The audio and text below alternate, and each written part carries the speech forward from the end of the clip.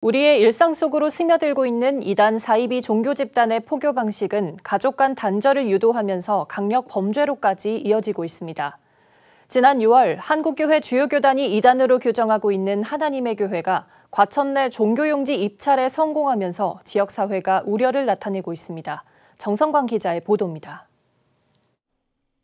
한국교회가 이단 사이비로 규정한 단체들이 재개발 지역이나 대규모 신도시 개발터의 용지 매입을 통한 교세 확장을 시도하고 있습니다. 지난 6월 이단 하나님의 교회가 과천시에 들어설 지식정보타운 내 1,581제곱미터 면적의 종교용지 입찰에 당첨됐습니다. 지난해 이단 전문 월간 현대종교가 실시한 조사에 따르면 하나님의 교회가 기성교회를 매입한 경우는 전국 80곳에 이르는 것으로 나타났습니다.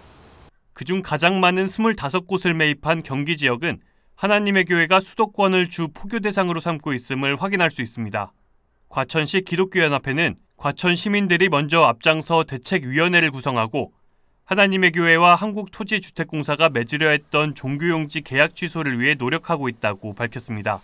기독교연합회는 준비를 하지만 시작은 입주민 대표가 먼저 시작을 했어요.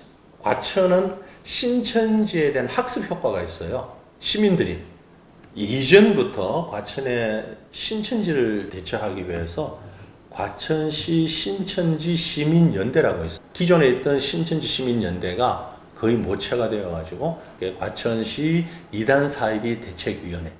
현재 대책위는 한국토지주택공사에 진정서를 보내 아이들을 대상으로 무작위 포교와 개인정보 유출 등 지역사회를 혼란스럽게 하는 단체와 계약하면서 사회적 문제 해결을 위해 공기업의 역할을 다하지 않고 있다며 하나님의 교회의 용지 매각은 중대한 공익적 사유에 위반한다고 지적했습니다. 하나님의 교회 종교용지 입찰 내용을 시민들에게 가장 먼저 알리고 공론화했던 한 과천시 의원은 과천시가 사이비 종교의 거점 지역이 되어가는 상황에 안타까움을 드러냈습니다. 이제 과천에 그 교회가 없잖아요. 하나님의 교회가. 그러니까 이제 지점 확보 차원에서 거기에 입찰을 했고 아무래도 이 거점을 마련하는 차원에서는 그렇게 확보하려고 할 거예요. 신도시 생길 때마다. 하나님의 교회는 현재 170여 개국에서 활동하며 교도들에게 이용과 낙태를 강요하고 시한부 종말론을 앞세워 교인들의 재산을 헌금하도록 합니다. 최근에는 헌혈과 환경보호, 긴급구호와 교육지원 등 다방면의 봉사를 앞세워 이미지를 세탁하고 우리 삶 속에 파고들고 있습니다.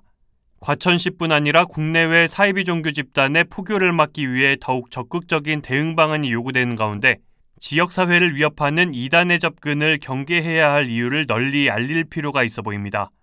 구티비 뉴스 정성광입니다.